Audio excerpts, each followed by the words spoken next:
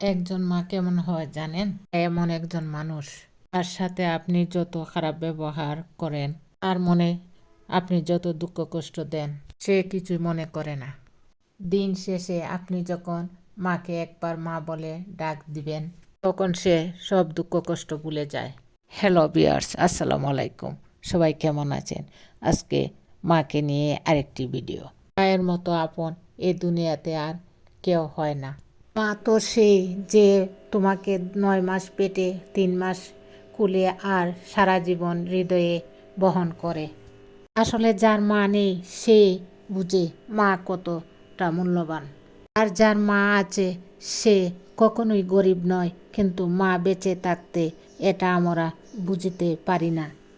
আমার বসার ঘরে দেয়ালে মার ছবি টাঙানো আছে, কারণ তিনি আমার সব থেকে বড় আকর্ষণ। ওই জীবনটা খুব সুন্দর ছিল। মা যখন তোমার কোলে শুয়ে তুমি নিজের হাতে খাইয়ে দিতে। মা সত্যিকারের ভালোবাসা পেতে চাও? নিজের মাকে একবার বলে দাও আই লাভ ইউ মা। দেখতে পাবে তখন সত্যিকারের ভালোবাসা কেমন হয়। তাছাড়া এমন ভালোবাসা কেউ দিতে পারে সেটা বিশ্বাস করি না।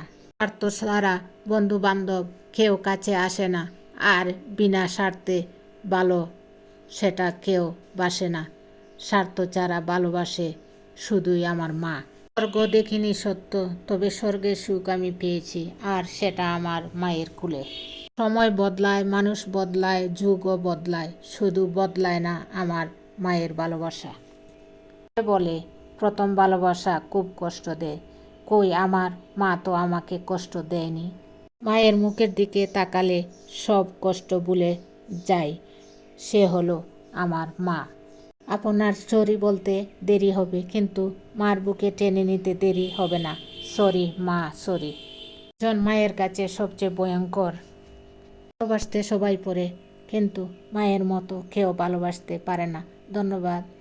আমার এই ভিডিওটি যদি সবার ভালো লাগে তাহলে লাইক, কমেন্টস ও শেয়ার করে আমার পাশে থাকবেন, দোয়া করবেন। ধন্যবাদ সবাইকে। আসসালামু আলাইকুম।